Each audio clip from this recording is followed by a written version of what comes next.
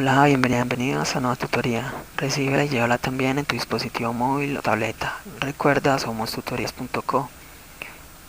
Comillas. Si no estudias, te harás las preguntas del millón, pero si estudias, encontrarás respuestas que pocos dan. Comillas. Como se observa en la figura, el ejercicio planteado consiste en crear un algoritmo que permita demostrar la implicación lógica.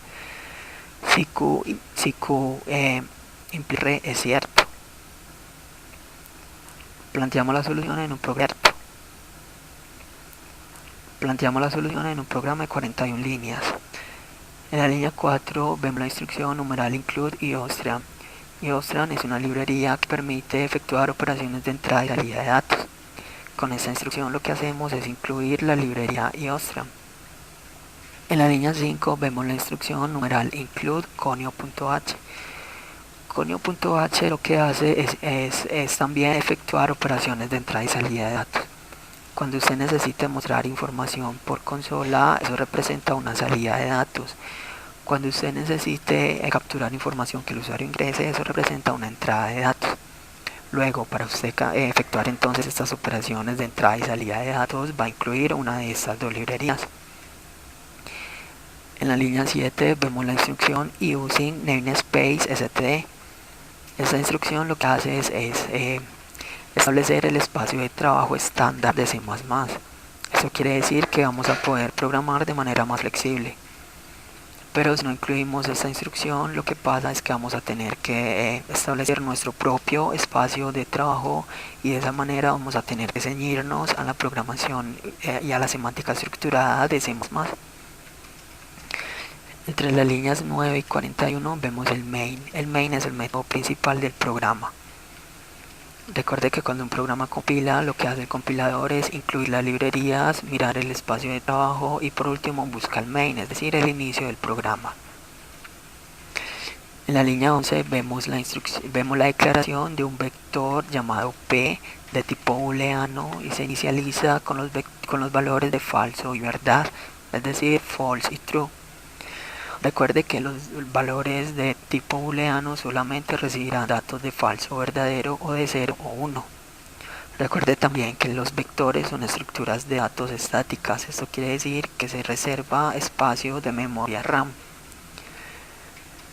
En la línea 12 declaramos un vector llamado Q, también de tipo booleano y se inicializa con los valores de falso y verdad. En la línea 13 un vector llamado R que se inicializa también con valores de falso y true. Y en la línea 14 vemos dos vectores, uno llamado A y otro llamado B. Estos dos vectores se declaran de tamaño 8 y de tipo booleano. Estos dos vectores representarán entonces la salida de datos, es decir, la salida de la tabla lógica de la implicación. En la línea 15 la variable band se inicializa en true, es decir, en verdad, y se declara de tipo booleano. Y en la línea 16 declaramos una variable c de tipo entero y se inicializa en 0. Recuerde que las variables de tipo entero solamente recibirán datos numéricos enteros y no decimales. Entonces, básicamente lo que se va a hacer es muy sencillo. Vamos a efectuar la operación lógica y lo vamos a almacenar en los vectores de A y B.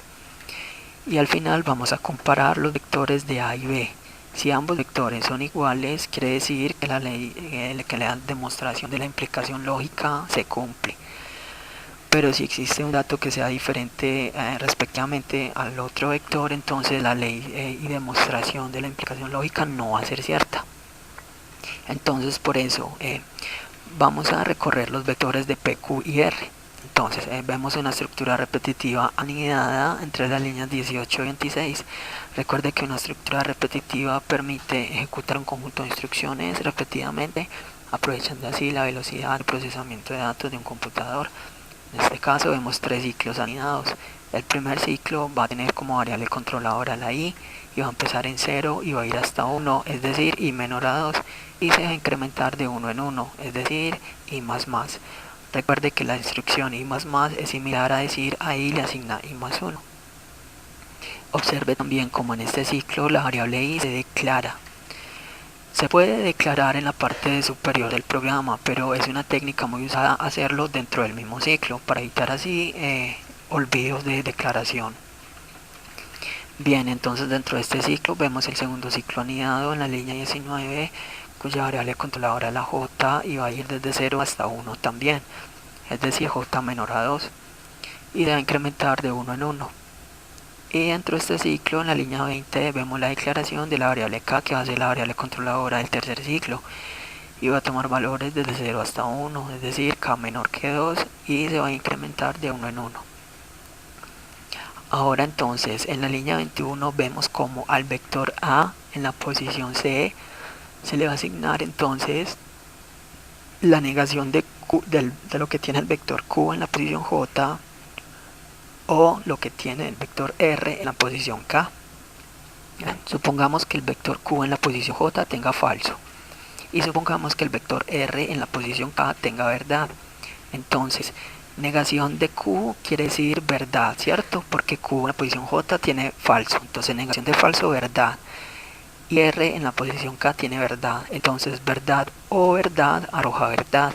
Ese dato lógico se va a almacenar en el vector a en la posición c. Observe entonces cómo se está haciendo uso de los operadores lógicos de OR, en este caso, sí, las dobles barras. Así como usted usa operaciones aritméticas, es decir, por ejemplo 5 más 8, y la unidad aritmética del computador le arroja el resultado, en este caso usamos operadores lógicos, el OR, y la unidad lógica del computador le va a arrojar usted el resultado. Y en la línea 22 al vector b en la posición c le va a asignar entonces la otra parte de la demostración de la implicación, es decir, negación de lo que tiene el vector p en la posición i, o lo que tiene el vector q en la posición j, o lo que tiene el vector p en la posición i, o lo que tiene el vector r en la posición k. Ese resultado de esta operación lógica se va a almacenar en el vector b en la posición c, y en la línea 23 al vector c se le va a asignar c más 1. De esta manera entonces estamos en el vector a y el vector b almacenando entonces la implicación lógica a demostrar. Recuerde que q implica r es similar a decir negación de q o r. Por eso p o q implica p o r es similar a decir negación de p o q o p o r. En la línea 28 entonces a la variable c le vamos a asignar el valor de 0. Ahora sí, entonces vamos a comparar los vectores de a y b y determinar así si se cumple o no la demostración de esta implicación lógica. Entonces entre las líneas 30 y 36 vemos una estructura repetitiva, un ciclo while, cuya condición es mientras la bandera sea igual a verdad y la variable c sea menor a 8.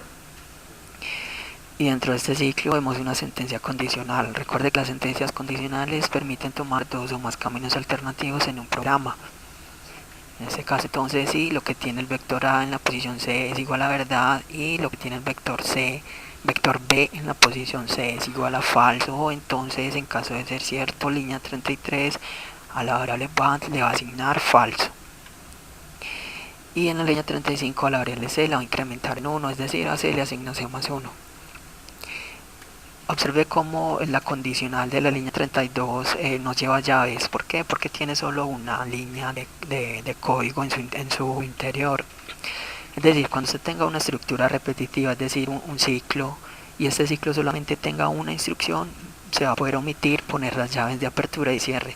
Asimismo, cuando tenga una sentencia condicional, en este caso esta sentencia solamente tiene una línea de código en su interior, entonces se puede omitir poner las llaves. Entonces estamos comparando los vectores a y b, y en caso de que ambos vectores en las respectivas posiciones tengan valores booleanos distintos, se va a llevar el valor de falso a la bandera, y por ende la ley de Morgan la implicación lógica no se va a cumplir. Y eso lo preguntamos en la última condicional, es de la línea 37. Entonces, si la bandera es igual a verdad, es decir, si band es igual a true, entonces línea 38 damos un code y mostramos el mensaje de que se cumple. Es decir, si la bandera terminó en verdad, como fue inicializada en la línea 15. Recuerde que la instrucción code lo que hace es poner code lo que hace es poner un caracteres en la salida estándar, es decir, en la pantalla. Code significa variable por pantalla. Recuerde entonces que cuando usted necesite mostrar información por la consola del computador, va a usar la instrucción code menor y entre comillas dobles el mensaje a mostrar. También se puede mostrar variables y texto. Para separar las variables del texto va a usar entonces los símbolos de menor. Y recuerde que el texto va entre comillas dobles. Esa última instrucción de NDL lo que hace es un salto de línea, es decir, un enter. Por último, en la línea 40 vemos el método "-get". Este método lo que hace es esperar un ingreso de carácter de teclado. Esto quiere decir que cuando el programa compile vamos a poder ver la salida de datos. Inmediatamente presionaremos una tecla para cerrar la ventana de ejecución. Pero si no incluimos este método, lo que pasa es que el programa va a compilar bien, va a ejecutar normal, pero se va a cerrar automáticamente la ventana de ejecución y no vamos a poder ver la salida de datos. ¿Por qué? Porque no hay una espera de ingreso de teclado. Esta fue la tutoría del ejercicio: crear un algoritmo que permita demostrar la implicación lógica. Repasa la teoría, resuelve nuestro test y practica un algoritmo en el tablero. Si esto te gustó o no, te invitamos a discutirlo y a valorar la experiencia de esta tutoría. Recuerda, somos tutorías.co, trinamos como @tutorías, posteamos en Facebook y Google Plus como Tutorías Colombia. Pregúntanos, contáctanos, haz parte de nuestra